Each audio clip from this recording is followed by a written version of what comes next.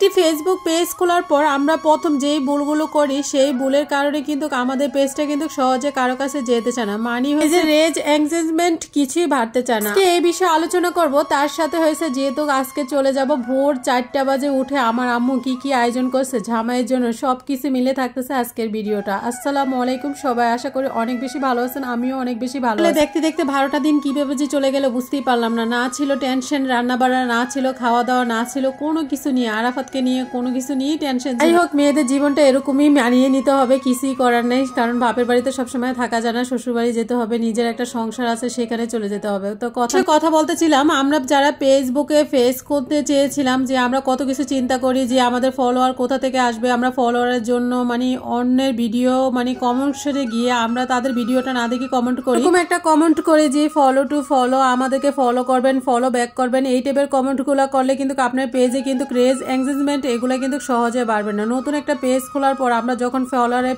চিন্তা না করে চিন্তা করতে হবে যে আপনার ভিডিওটা কিভাবে কোয়ালিটিফুল করতে হবে। অনেকে চিন্তা করে যে আপনার ভিডিওটা একটা দুইটা ছাড়লে আপনার ভিডিওটা ভাইরাল হয়ে যাবে। আপনারা চিন্তা করেন হাজার হাজার মিলিয়ন মিলিয়ন ভিউ হয় না, মানে এগুলো ভিডিও কিন্তু একটু কোয়ালিটিফুল করতে হবে।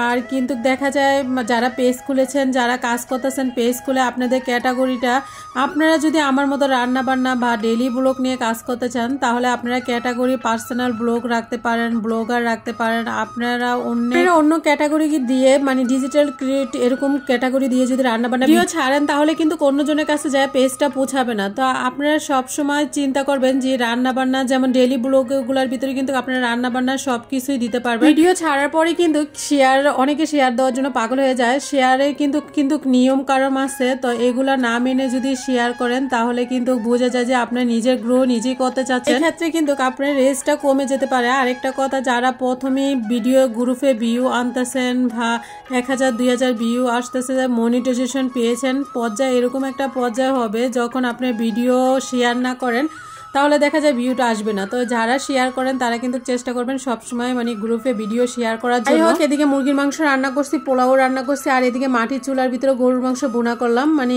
একদম আলু ছাড়া মাখা মাখা। এদিকে আমার আপুরে কি বলবো, আপুরে বারবার বলতেছি যে আমরা খেয়ে যাব, তোমরা খাবা, মানে মাংস রাখো না। উনি 2 বক্স করে দিয়ে দিছে। আসলে কি বলবো, আমিও একই পর্যায়ে। আসলে জামাইয়ের প্রতি মানে ওই দিন গেছে ওনারা ভালো মন্দ খাওয়াতে পারে নাই, মানে নিজের ইচ্ছে মতো, তো এই জন্য সবকিছু রান্না করে মানে দিয়ে দিচ্ছে। আমার বড় আপু বারবার বলতেছে যে মানে এত কিছু আমাকে দিছে, তারপরে মনে হচ্ছে যে কম কিছু দিছে, মানে আরো কি দিবে খালি এটা বলতেছে। তো এদিকে কিন্তু পোলাওটা রান্না করছে 1 কেজি চাল, 1 কেজি চালে পোলাও কিন্তু পুরাটা দিয়ে দিছে। আমি এতবার বললাম যে কিছুটা বাসা রাখতে, না রাখে না, প্যাকেটে ভরে তারপর আর কি বিদায়ের বেলা চলে আসলো। আসলে বিদায় জিনিসটা যে কতটা যন্ত্রণা সেটা বলে প্রকাশ করা যাবে না। তো যাই হোক, সবকিছু মিলিয়ে ভাষায় চলে আসলাম। আর ওই দিক দিয়ে আর ভিডিও করার মানে ইচ্ছেই হয়নি, এত বেশি মন খারাপ হয়েছিল। যাই হোক, যে বিষয়ে কথা বলতেছিলাম, আপনার ভিডিওটা একটু ভালো কোয়ালিটিফুল করবেন আর আপনার ভয়েসটা মানে একদম ক্লিয়ার রাখার চেষ্টা করবেন। আপনার ধরেন একটা ভিডিও রিলস ভিডিও ভাইরাল হয়, তখন আপনার পরের ভিডিওগুলো আস্তে আস্তে ভাইরাল হবে। একটা হলে যে সবগুলা ভাইরাল হবে এরকম কিন্তু না, 10টা আপলোড দিলে একটা হবে, বাকি 9টা কিন্তু এভাবে মানে আস্তে আস্তে ভিউ হবে। অনেকে ফলো দিয়ে আনফলো করে দেয়, তারা